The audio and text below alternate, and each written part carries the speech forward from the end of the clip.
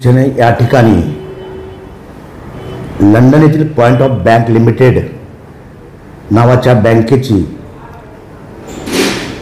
State bank of India Surat यांच्या मार्फतीने सुरत येथील एक कंपनी प्रिझम अलायन्स प्रायव्हेट लिमिटेडचे प्रवर्धक व संबंधितांनी बोर्ली पश्चिम येथील लोक औषधी स्टोअर या कंपनीची फिर्यादीची वेगवेगळ्या कंपनीकडून ॲक्टिव्ह फार्मा इंटिग्रेटच्या द्वारे माल खरेदी केलेला आहे।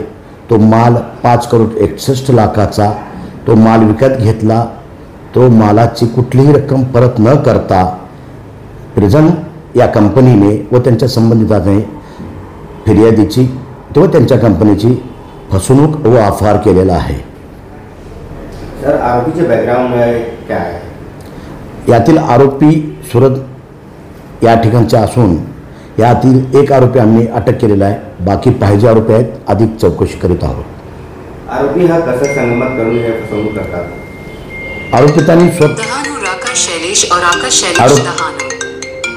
आरोपिताने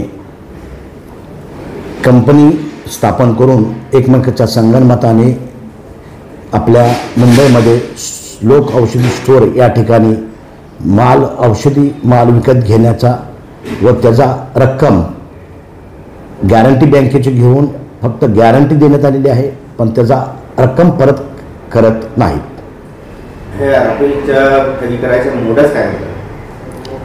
अपहार फसवणूक करणे हेच मोडच आहे। आतापर्यंत किती आरोपी अटक आहे आणि किती कोटीची फसवणूक झाली आहे? आत्तापर्यंत जवळजवळ 5,61 लाख रुपयाचा अपहार केलेला आहे। 20 करोडची त्यांनी गॅरंटी दिलेली होती, रक्कम परत केलेली नाही। त्याचबरोबर यातील एक आरोपी अटक करण्यात आलेला आहे व महाराष्ट्रात त्यांच्याविरुद्ध याच प्रकारचे गुन्हे नोंद करण्याची कारवाई सुरू आहे।